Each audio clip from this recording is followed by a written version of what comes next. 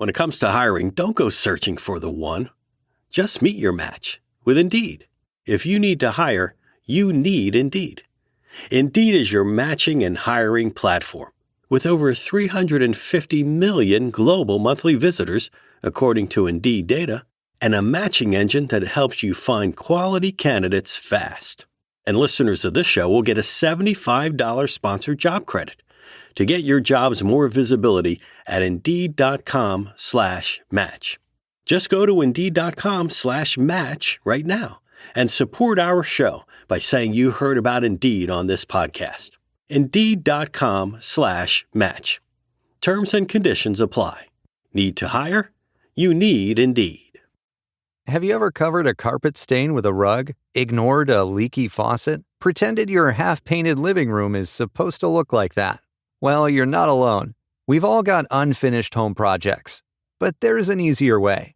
Thumbtack is the app that makes it easier to care for your home. Pull out your phone and in just a few taps, search, chat, and book highly rated pros right in your neighborhood. Download Thumbtack and start caring for your home the easier way. This is the Indy 11 Coaches Show, brought to you by your Central Indiana Ford dealers. Sit back, relax, and enjoy a beverage from 450 North Brewing, the official beverage of the Indy 11 Coaches Show. Now, let's get an inside look at the players, tactics, and opponents with Indy 11 head coach Sean McAuley. Welcome into the Indy 11 Coaches Show with Sean McAuley, brought to you by Central Indiana's Ford dealers. So each month, Sean, we'll sit down, chat about the month that was, chat about the month ahead, and hopefully give some stories to the people as well. So, first of all, thanks for doing this. Thanks for being here, and I'm really excited to just help people get to know you a bit more. Good, thank you, and thank you for the invite, and I'm pleased to do it. So you're about, a month into being in Indy so far? How's it been for you so far? How have you liked it? It's been really good. I've settled in really quickly, and that's due to the players and the people and all the staff. So while it's been a bit of a whirlwind to get in a month, and we've got through a lot of work, I feel as though I've been here a long time because I've got good relationships with everybody, and I'm really looking forward to the start of the season.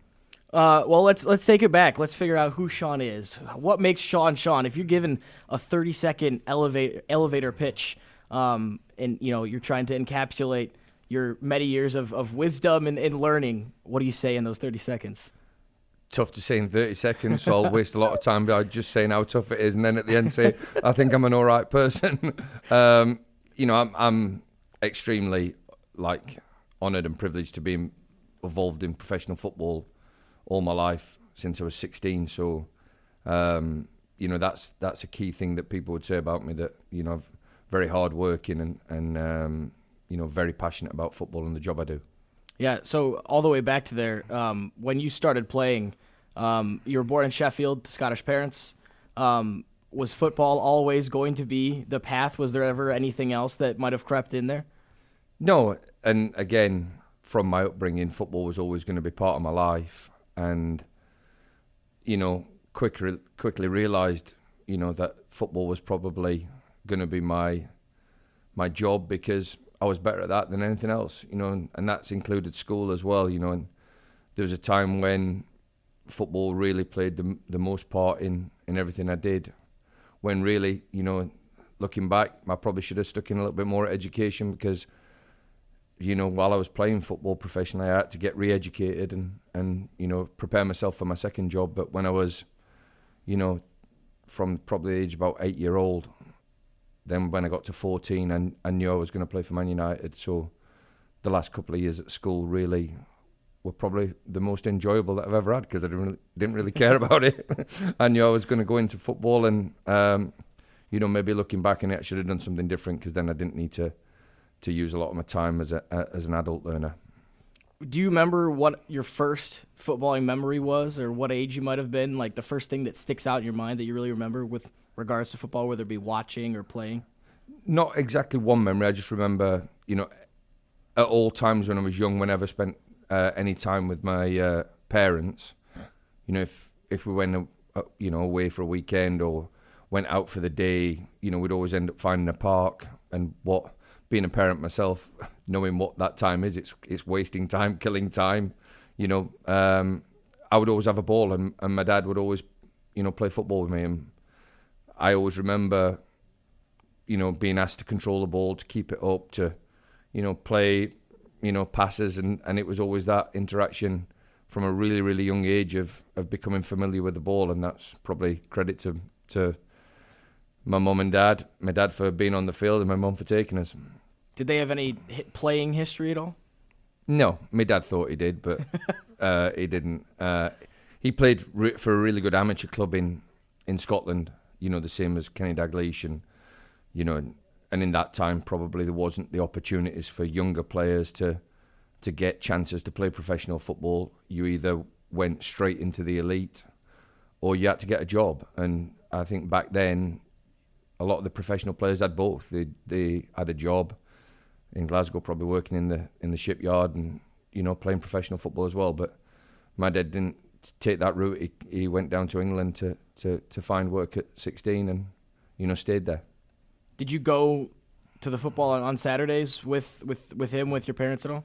On Sundays, yeah, I'd go and watch him play. For the local Sunday team, amateur team. And then on Saturdays, I would be playing from a young age. So from 8-9 year old, it was, I wouldn't call it serious football, but it was playing for the city select team, and quite a big deal. You probably travel quite far for the UK, quite far. 20 minutes down the road. But that was probably the Saturday morning, and then Saturday afternoon, because my dad was from Glasgow, we didn't support any of the local teams, so we'd go and watch Sheffield Wednesday one Saturday, Sheffield United the next Saturday, and then even into the other clubs that are around that area, Doncaster, Rotherham, Chesterfield. Is that it's kind of funny how you end up there afterwards. Did you feel any like emotional connection to any of the Sheffield clubs before you became much more involved with them? Not really. I'd trained at both clubs when I was a junior, and I trained at Sheffield United and Sheffield Wednesday when I was 12, 13, because they used to invite all the local players to come and train. But then Manchester United offered to sign me, and it was a weird one really, because Sheffield United and Sheffield Wednesday at that time, when they heard that Manchester United were going to sign me, just sort of fell out and dropped out the. And it was I'd not made a decision. It was almost like they never continued as soon as Man United came in.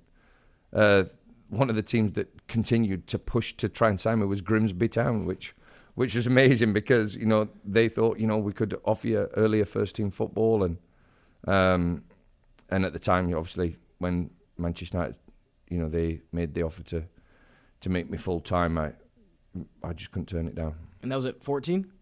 14 year with a contract through to 18, and then obviously when I was there from full time from 16 to 18, I got another contract when I was 18 for 2 years.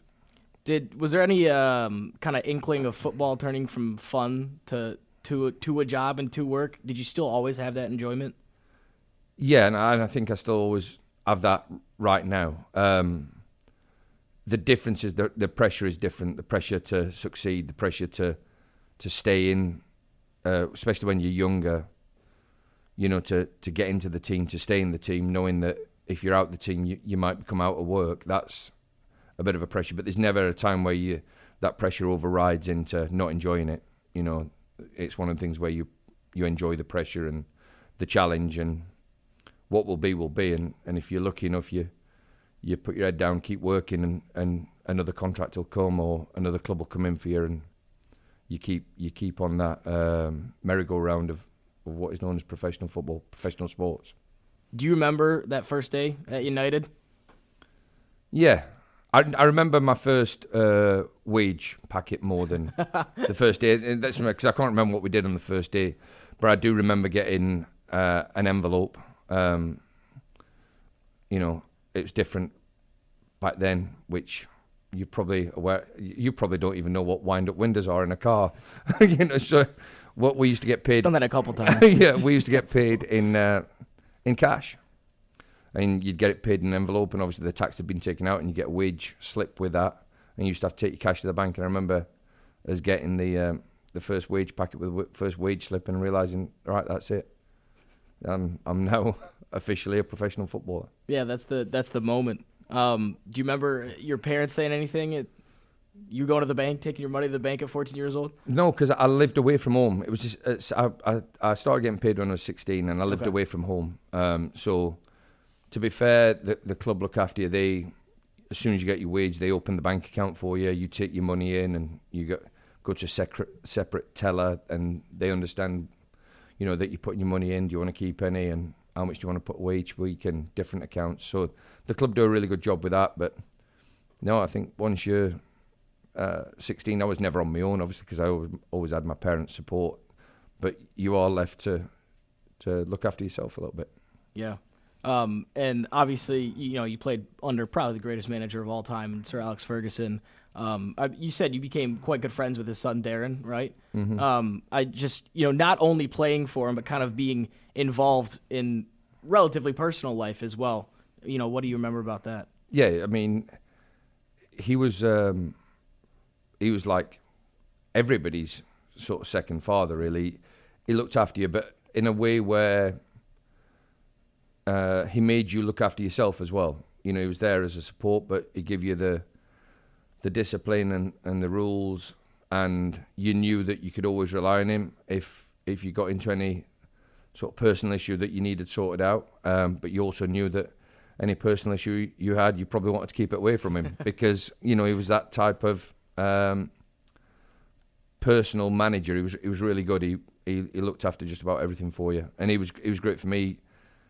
My first transfer away from the club, he pretty much looked after me and told me that I was moving and where to go and what to get, and made sure that the transfer went as smooth. And even after that, there was part of my deal.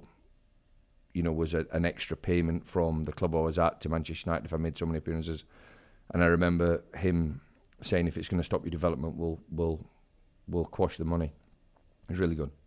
Do you have any more stories on the humorous side about him that could go over the airwaves? I mean, like we used to have to wash his car every Friday. That was the other thing. As the younger kids? The apprentices had to wash his and the assistant's car. And that was a challenge because if you made the assistant's car cleaner than his, then he would kick off. And if you made his car cleaner than the assistant's, then he would kick off. So it was literally a real every Friday afternoon. And we would have a number of people checking it to make sure it was clean, and there would always be a spot that wasn't. And he'd made sure we do it again. And everything that he did was basically around building character. And that's what he was fantastic at. That's like almost a Mr. Miyagi level. Yeah, similar, yeah. Wax on, wax off. Yeah. One thing I want to talk to you about, too, is playing for the Scottish youth national team.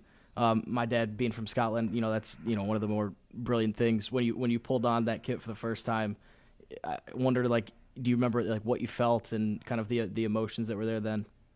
Yeah, it's like I'm similar. I've got obviously Scottish heritage, and my dad was like over the moon when I got called up to the team.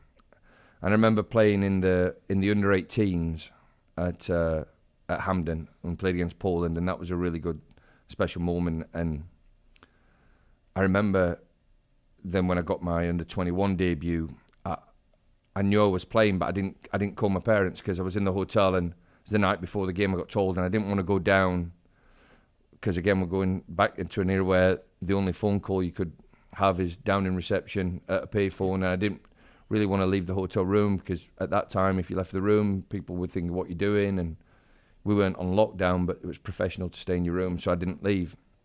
And my dad never got to see me play at Hampden with the 21s, and that was a big disappointment that I regret not going down and spending a 2-minute conversation. But he I would say the biggest sort of thing in terms of playing for your national team is it means just as much, if not more, to your family than what it does to you, because you're just playing in the moment.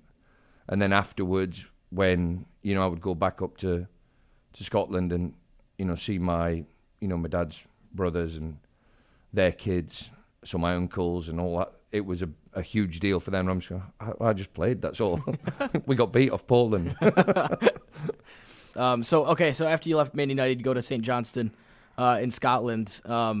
Again, supporting Kilmarnock personally, I'm wondering, do you have any memories of playing them or either the big two sides? Obviously, I know you're a Celtic supporter or Rangers. What do you remember? I made my debut at Rangers. Okay. And at Ibrox? At Ibrox, yeah, in front of 50,000. And they had a really good team at the time, one of the best teams in Europe at the time, like really good players. A lot of the old, not old actually, a lot of the English team went up because they were paying, at that time, paying the most money Rangers were in Europe. They had a real big budget. So I made my debut there. I remember when I played the first game at Parkhead at Celtic Park, I was really nervous, which is, I thought I would have been more nervous against Rangers, but I was really nervous against Celtic. And then at Kilmarnock, we had a good rivalry with Kilmarnock because at that time St Johnstone were pretty good. We were going for Europe in the first couple of years there, and Kilmarnock were a good team as well. And Killy's a great ground. Like, they've changed it a little bit. It's lost a bit of its because it's modernised. But back in the day, it was a really good ground, really good atmosphere. But I remember beating them in the Scottish Cup quarter-final and sitting down and after the game and we were on a big bonus to win the game, and I remember sitting down and I was new to it. That's my first season, and there was an old pro sat next to me, and I looked at him. I said, "Hey, well done," and he went, "It's a pair of curtains." I went, "What?" He went, "My wife wants these really expensive curtains, and that win bonus has just got them." So, and I thought, yeah, well, I'm going to go out and have a good time with the lads. Yeah, you're at a slightly different point in life. Completely different point. But I remember that moment of winning there. What do you remember from the next few years when you bounced around clubs a little bit in the UK? What are the biggest kind of lessons and things you took from those journeys? To make sure that you work hard. I went and I signed for a club in the northeast of England because Lisa, my wife's from Newcastle. So I had a couple of opportunities to go to other clubs in the same division, and I chose the one that was closest to her family, and family's a big thing for me. And if it meant that could be a little bit closer to home while I was doing the job, I'd take that over maybe a little bit more money at maybe a different club further away from where her parents were. And then I remember that sort of led into coaching a little bit. The best teams have the best locker rooms. and that's like by far and away the best teams that I played on, the most successful teams. We got promoted at Scunthorpe United, and we didn't have the best players, but we had the best group. And we had the best team spirit. And when you're in them sort of lower division moments, and lower division clubs, the difference can be the group, and that's what I really picked up from in the last sort of 5-6 years of playing in the lower leagues or playing towards the end of my career. Was when you look at the group, it's the individuals might be good, but the power of having a really good team spirit is huge in terms of being successful. You think that's still prevalent these days with, like, you see rises of, Bournemouth made, 3 or 4 promotions in a row. You think that's still... Yeah, Luton Town. Yeah. Like 10 years ago, non-league football. And they've got players who have played through every division while they've made the rise to the Premier League. So, Which is crazy when you think about it. Yeah. Guys that are playing in the 5th division, playing in the best league in the world now. It is. And no disrespect to them players, but they wouldn't play for another Premier League club. So they wouldn't get signed by another Premier League club. They might do now. Now they've had the experience of it, and a team that comes up might want to take them. But I'm pretty sure that if Luton stay in the Premier League, they won't want to leave. And even if they go down, they probably don't want to leave, because if they've built a life and a career at that club, they'll owe that loyalty to them. And that's the really good thing about it. It's probably less and less now with team spirit when you look at the Premier League players. And that's due to, the game's changed a lot. And these people are now, set for life after one move. whereas before you needed the people alongside you to be able to extend your career, and that success made you extend your career. So it's probably changed a little bit, but maybe not as much in the lower divisions. When you then left the UK and came stateside to the Portland Timbers, that was in 2002, so that was different soccer landscape than we have now. I'm curious on what that process was like in terms of you hearing about this opportunity, how it came about, and then deciding to make the jump to come play in the States. I was going to, at the end of the season in 2002, I was going to come over and do some coaching for a friend of mine. So I was going to come and do a couple of weeks coaching because my coaching journey started early, really, when I was a player. So I'd got my coaching licenses really early. So I was always coaching in the academies while I was playing. And then in the off-season, a friend of mine said, listen, will you come out and work with one of my teams at the club I'm running? And, just give us a couple of weeks. And I looked at it, well, it's going to be, they'll pay for the flights and the accommodation. Me and my wife can come over and have a couple of weeks while I'm coaching and, networking a little bit. So I'd agreed to that, and then maybe a month or two later, he said, listen, I've just spoken to somebody, and I've told them that you're coming over for coaching. They want to know if you want to come over and play. And I agreed pretty much on the spot. The problem is I didn't tell my club that I was playing for. So I'd agreed, and as time went on, it was coming more and more close for me to tell the club, listen, I'm going to take an opportunity to go and play in America. The manager at the time, great guy, bless him, a guy called John Hollins, he was an unbelievable football player, played for Chelsea and Arsenal. And he was a great coach, great manager. And at the time, I was out of contract, so I'm thinking, I've got 3 months of my contract left. He'll just let me go, and I can go across the States. And I went and seen him, and he said, "What's up?" And I said, "I've got this opportunity to go in the States." He went, "Really?" I says, "Yeah." And he said, "Well, it's a great thing to do because I did it at the end of my career. It's absolutely fantastic." I went, "Oh, thanks very much. I really appreciate you." He went, "But we're going to give you a 3-year deal." And I just looked at him and went, "Well, I'm not too sure, if that's going to be right for me." And to be fair to him, he, in the end, he let me go for free, and I went across, and it was fantastic. Played for the Timbers in the A-League at that time, which was really good, really strong, like some really good players in it, and then came back to be the assistant coach at Halifax. Because you said you were probably, or in general, people in that league were making more than the MLS at that time. At that time, yeah. At that time. So the quality that you were playing against and you were playing around was pretty high. Yeah, and I don't know the MLS at that time. That would have been 2002, so it started, maybe, what would it have been, 6 years, 7 years before that. But I know that even after that, speaking to people who started on the minimum salary in MLS was near enough minimum salary for anything. So a lot of the players, because there weren't many teams either in the MLS, had to get their wage, their playing time from within the A-League, and it was really good, really strong, like some good players. I remember playing my first game in MLS was a pre-season friendly in Seattle, and I got absolutely run around by Brian Ching, because I just didn't expect what this is going to be, and he was like a top player, and he proved it to be a top player. He went on and had a great career in the MLS, but I don't know if it was his first or second year in Seattle, but he gave me the complete run around.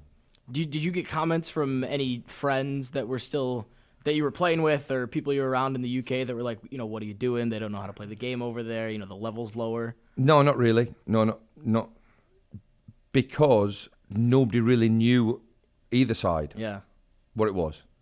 And respectfully, the players in the squad at the Timbers, especially the younger American players, didn't really respect the lower divisions in England, but they wouldn't get a game in England. Yeah, and that's they thought that if they're not going to make it in the US, they'll just go across Premier League, and if not Premier League, Championship. And I'm thinking, you're probably going to go nowhere near non-league football, and that's just the lack of understanding both sides of the water. Right, it goes both ways. Yeah. When you then went back to Halifax Town, that was Chris Wilder that gave you that? Yeah.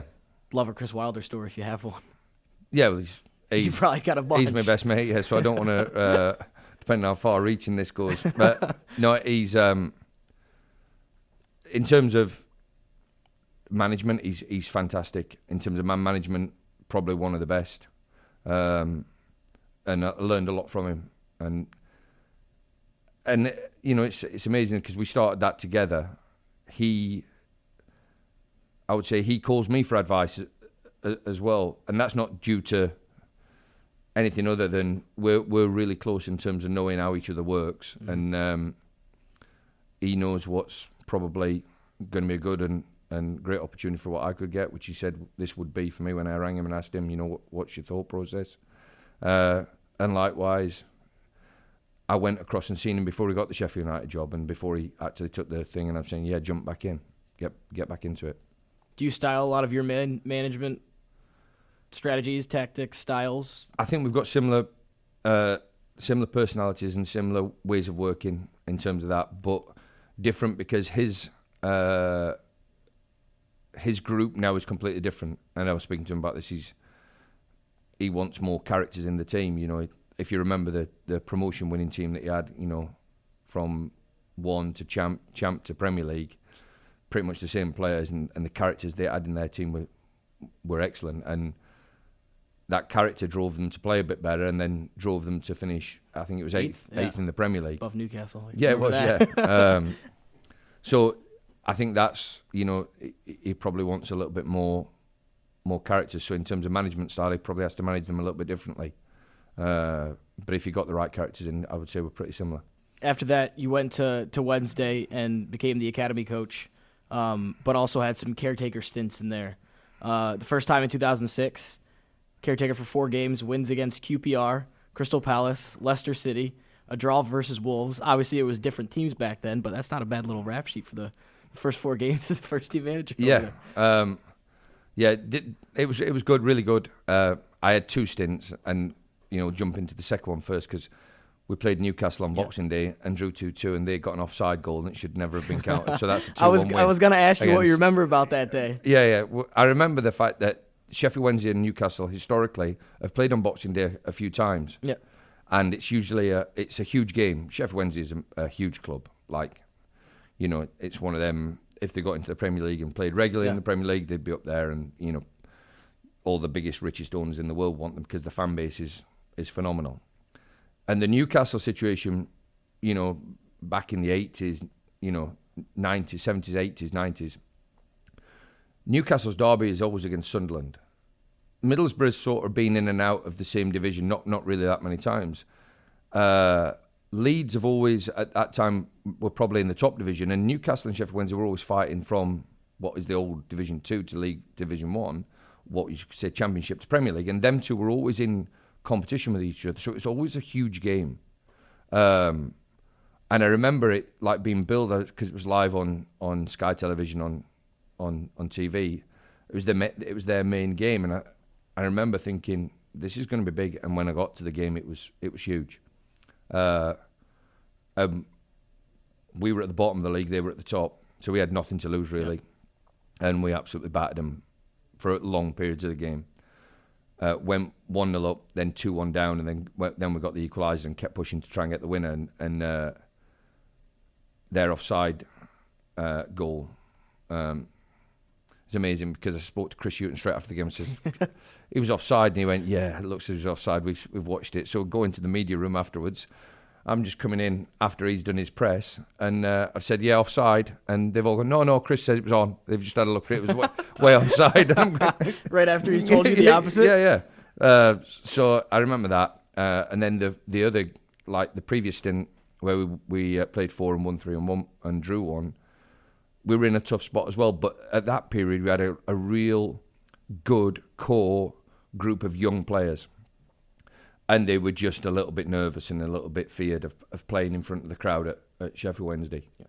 And the manager who I replaced, I played for. And he's a great guy, great manager, a guy called Paul Sturrock.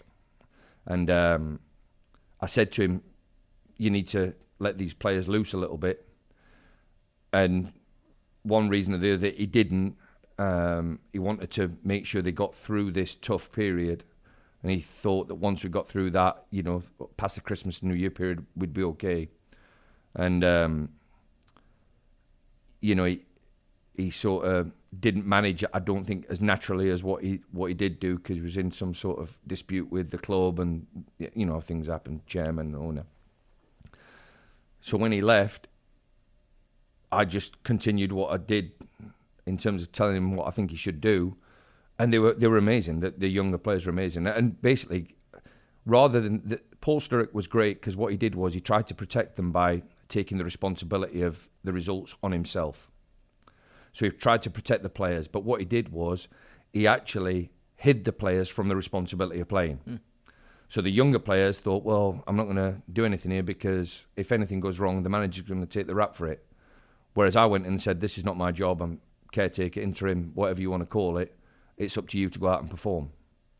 And then they went out and they did the job. Now what I'm saying is Glenn Whelan went on and played, hundreds of times in the Premier League. Chris Brunt for West Brom played in the Premier League. We had Dion Burton, Premier League player. We had Majid Bagheera, we sold for 12 million to the Premier League.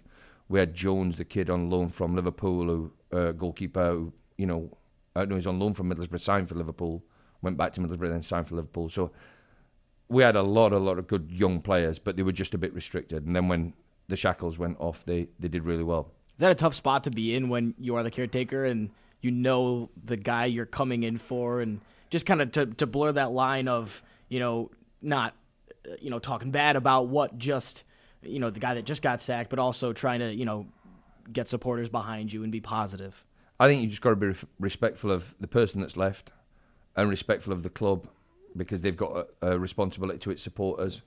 So it's almost like trying to, how can I say, build everybody back together again. And I don't think you can be disrespectful to anybody in the game, because you never know when you're going to meet them again. Everybody's got a different way of doing things, and sometimes you win games, sometimes you don't. That's the nature of the beast. So after that game, I think QPR was the first game that we won, I think. I went and bought a bottle of wine and took it up to Paul Sturrock, and we had a glass of wine and rewatched the game on video. What did he say about it? He was he'd already had a bottle of wine before I took that one up, so he so wasn't. We can't say what he said. No, he was good, and again, fantastic managerial career he had. So I'll always pay respect to, even though the results didn't go well for him. He was really good at his job. When you were coaching the academy there, I know right now, you're big on having the young players in training and making sure that they get exposed to the top level. I'm assuming you've had that mindset for a while. Was it developed as academy coach at Wednesday? Did you have that before as a young player who came through the ranks at United? Where did that where was the genesis of that? I would say started at United, knowing that all the players, I remember going into the boss's room and every player is on a whiteboard. Every single player. From under 16 all the way through to first team full international. And he would say to us, your name's on that board and the team goes on that board. And you had a chance. It was that was the mentality of, if you're on the board, you've got a chance of playing. And then when I got the chance at Sheffield Wednesday to coach the academy, not everybody's going to be a first-team footballer. But the people who have a chance are the ones that you have to work with and sort of nurture and develop. Now, with that, we've got to make sure that when we do bring these younger players into our first-team environment, we recognise the fact that they're not going to be at the same level on certain things. But we've got to nurture that talent through to make sure that they're aware of what the level of talent is needed to become a professional footballer. So I am big on youth development, but I'm also very big on not giving a free ride to somebody who's maybe the next in line. You're only the next in line if you're good enough. How quickly can you tell what level a youth player is at compared to when you're looking at first team guys and knowing how good they are? I think that's I'm going to say it's. I don't want to say it's easy, but it can hit you pretty quick. You think, oh, that boy's got a chance, and you can make mistakes along the way. So I'm not saying that, it's an easy job. The mistakes that you make on the players that maybe you think don't make it and do somewhere else aren't a lot. Because I think generally, if you don't have certain traits and attributes, that's going to probably carry through with you as you go through your different opportunities you might get. If you get released from one club, you get released from another. Manchester United used to call me all the time when I was at Sheffield Wednesday and say, listen, we've got a player for you. And I say, okay, who is it? And so centre-back. I say, okay, good. Can he defend? No, he's not very good at defending, but he's really good at playing out from the back. And I would say, well, if you don't think he's good, then he's not good enough for me either. And that's just the nature of football. He's got a centre forward. Yeah, he's good. He can do just about everything apart from score a goal. All right, well, he's not going to be good enough for us because he won't be able to score. Well, he might not score for us then. That's just it's understanding that, the players do develop at different rates, but a lot of the time, when they've got talent, you can spot it, and it's then about nurturing it and making sure you give that talent the opportunity at the right time, so you don't kill it and stop it from developing, and you don't want to give somebody the opportunity without having done the right work and being exposed to the right level. Okay, then you come back to the States, and before we talk about that, we're going to talk about our beverage sponsor, which is local to Indianapolis. So 450 North Brewing, we want to thank them. 450 North Brewing and Spirits, the official beverage partner of the Indy 11 Coaches Show podcast. Today we are enjoying the Slushy XL. This one is apricot, guava, papaya, passion fruit, and pineapple, a smoothie style sour ale. I haven't had smoothie style ale before, but and this is one of the coolest ideas I think I've seen. So the official name is Hawaiian Juice. For those who might not like the typical beer, this is an awesome alternative, and it's local to Indianapolis as well. Columbus, Indiana, 450 North. Thoughts? It's really nice. And if I'd ever tasted guava before, I would say that you can really taste the guava in it. But it's very nice. Very nice. You can say you got your fruits in for the exactly, day as well. Yeah. Roundabout way of doing it. Okay, so you come to Portland to be an assistant coach in 2012. I want to ask you because you come in 2002 and no one really knows the American game too much. MLS still isn't totally proven at that point yet. Was it a similar thought process of when you came in 2002 that this was just an opportunity that you kind of wanted to pursue, or what was the process this time of coming back? I knew that MLS was bigger and better than what it was when I played in the A-League. And I only knew that because I'd always kept in touch with the people from the Timbers.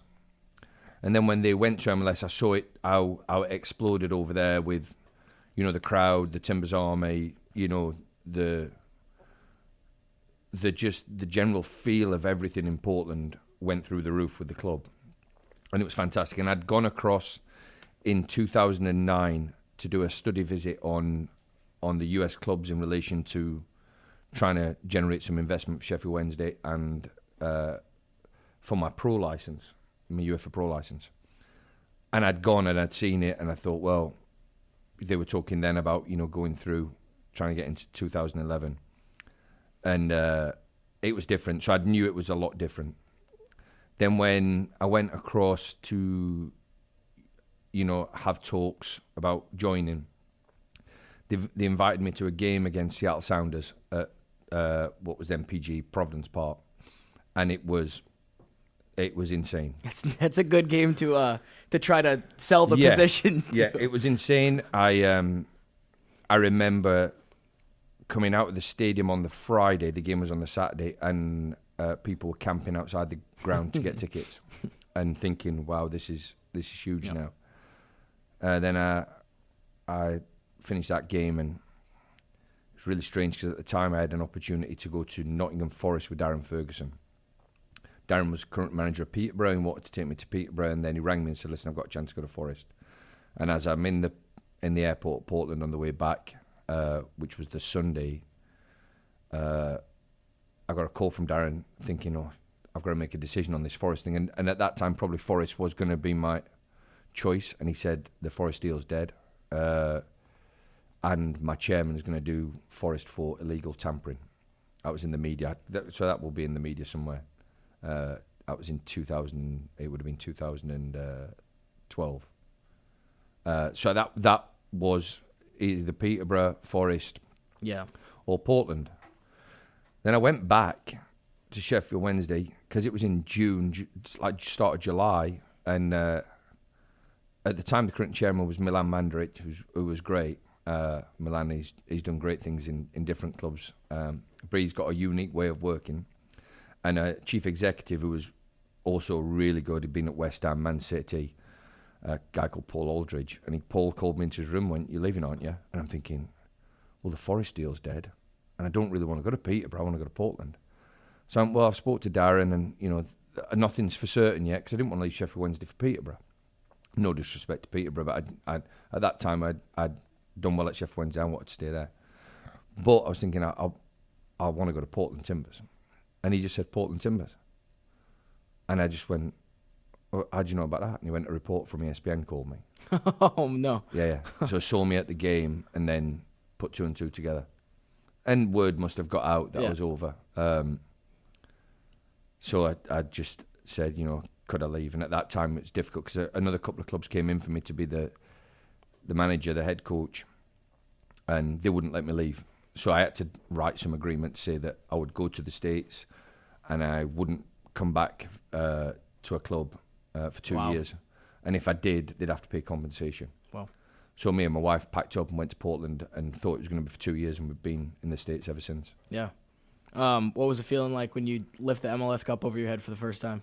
Yeah, it's amazing. It's amazing. Listen, and it's not just, people think it's just that moment. And I remember we get into the playoffs and we play the playoff games. And I think the first game was against Vancouver. And then we played, so we got through that series. Then we played KC. And we had the penalties with the double post.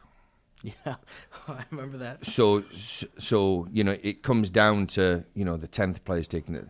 And then the keepers took one, and then they took one, and it hit one post, rolled across the line, hit the other post, and came out. And smallest of margins. Yeah, and that's when things are probably going your way a little bit. Then we went to Dallas, and we beat Dallas over the 2 games. So we won the conference final in Dallas, and we celebrated it like it was no other teams ever won a trophy ever in the history of the game. We went big on celebrating. And I remember on the other side it was New York, Red Bull and Columbus, and it was Greg's team at Columbus, and they were a really good footballing team, probably a little bit better than us, coming back to that spirit thing. Yeah. So we've gone and we've won our game and celebrated like it's, the greatest thing ever. And I remember they picked up their trophy and walked straight off the stage. And Greg said, "This is not the real thing. Winning the thing, the MLS Cup, is the real thing." And I get his point. I really do. Yeah. There's different ways to skin a cat, and it might have worked for that group. That sort of stuff didn't work for our group. We went all in, celebrated, and that momentum took us in to the next one, and we just went after it right again. Obviously scored after 27 seconds. But our emotions were, and I believe this to be true, so I would do exactly the same as we did it. Winning's a feeling that you want to keep having. If you win something and don't celebrate it, then what's the point in winning the next one? So we went right after it and then went after it again. And then when you win it, it's great. It's great for everybody, you know. And to be fair to the Timbers, they did an unbelievable job of taking all the families, everybody associated with the club. And I remember it must have been, you know, agreed before the game, but the winners got a suite, a big suite in the corner of the stadium. And we stayed in there for 2 or 3 hours and partied away because it's their stadium. And then they hired an event space at short notice, and then we went down and had a party there, and there was a band on, and, you know, we all made his own little sort of karaoke evening. Nice. And it's really good. It's cool to hear about the things you immediately think about, you know, that led to that cup, because it is a lot of the times, you know, the journey, and that's why all those feelings are there, is because of all the stuff that's led to it. And and I think you're already, you know, starting to make those moments here, even in, you know, a month and a few weeks. It's cool to, you know, just watch you do your thing at the training ground and stuff like that. There's a photo of us winning that penalty shootout, and I remember showing it to people. It was actually in Minnesota, and it's every member of the bench, and it's when we win. Right, so it's not as, you know, we're all like doing this. It's the moment, and the photographer caught it fantastic. And I think I've got it somewhere at home, or I'll have it somewhere. I'll be able to show it you. And we're all like up in the air at different moments, and people are running on. And that's equipment guy, you know, media guy, all the subs, the players who have played and come off, you know, and then all the staff. And that's like the picture that a successful club is, that everybody is involved in it. Whereas I've seen in the past, you know, you score a goal and maybe some people are just sat on the bench. It doesn't really mean that much. The environment that you need to create is everybody's involved in the success, you know, and everybody has to take some sort of accountability for the defeats along the way, you know, and it does affect you that way. But the emotion of winning, when you have that sort of feeling in that group and that togetherness, the emotion of winning can be really, really strong. Yeah, when you feel it that much, obviously the lows and the hard parts are gonna be a little bit more extreme, but it's the opposite way. Yeah. The positives are gonna be higher and higher. It's worth it. The low is worth it, you know, to go through that, to be able to then get on the other side and get the win. It's worth it. So funny enough, with all your experience, this will be your first full-time head coaching position, and obviously the outside noise is going to be, oh, you know. But, you know, you know what you've done and, you know, the things you've put in. But, you know, to the people that, you know, focus on that bit, I guess, what would you kind of say to them? I think they've every right. I think the fact that managing an academy is a huge thing in the UK because you're managing people. Being an assistant coach is a huge thing because you're managing people. You're managing upwards because you've got the manager, you've got the head coach. And then you're managing on your level with your sports scientists and you know, fitness coaches and match analysts and data. And then you've got the players. So it's not really that much different other than the responsibility that you have towards being the face of what is going to be the results. You know, but the way I've gone through my career is every win I feel a part of and every defeat I feel a part of. So being that one person that's got to front it up is going to be new to me, but I think I've got enough experience and done it enough times on an interim basis to say that, yeah, I think I know how to manage that bit. Said to the players this morning, I'm going to make a lot of mistakes. I'm going to pick the wrong team sometimes. And I'm old enough and experienced enough to be able to say that, you know, people call it vulnerability, I call it experience. That I am gonna probably pick the wrong team sometimes. Maybe make the wrong changes in games. Maybe get some tactics wrong, you know. But I will make mistakes. One thing that I guarantee is never ever going to be one mistake I make. I know how to win a football match. It's pretty simple. And they all looked and quite right. I know how to win a football match. The simple thing is you got to score a goal. And that's it. So every time we play, we're going to try and score goals. And you can't argue with that. You know, all this other stuff that floats around with, 77% possession and, expected goals and all that, that's great. I understand all that and the value of, playing out from the back and, overlapping fullbacks. All these little tactical things are great, and there's some mistakes that I might make. One thing will never, ever change in football. You have to score more goals than the opposition. And I believe that to be true. So that's one thing that I'm never, ever going to be pulled up on as a mistake. We'll set the team up every week to win. We'll set the team up to score more goals than the opposition.